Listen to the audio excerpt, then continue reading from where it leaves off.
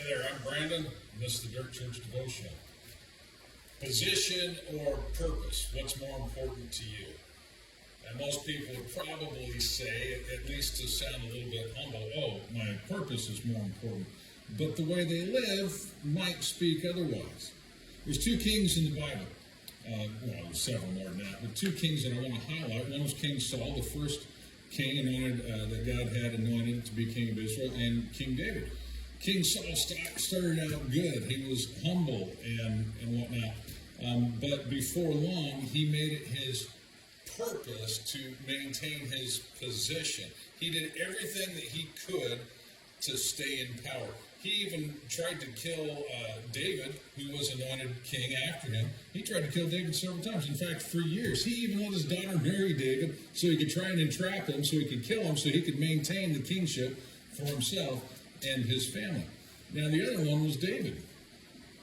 David was a shepherd boy. In fact, he was so humble and so little thought of that when Samuel came to anoint one of Jesse's sons to be king over Israel, Jesse didn't even bother to call David in. He left him out in the field.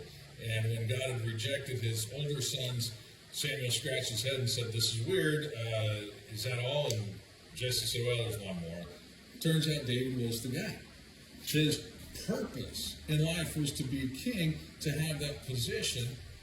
But it says in 2 Samuel chapter 5, verse 12, after David had become king over all of Israel, he realized that God had placed him there to be a blessing or to serve the people.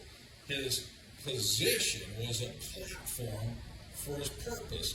And that's really how we need to look at our lives. The position that you hold should be a platform for the purpose that God designed you for. And it doesn't matter whether you're a king or you're president of a country or president of a company, or you're the guy sweeping the floors and taking out the trash, you're driving a truck, you're making parts for airplanes or whatever.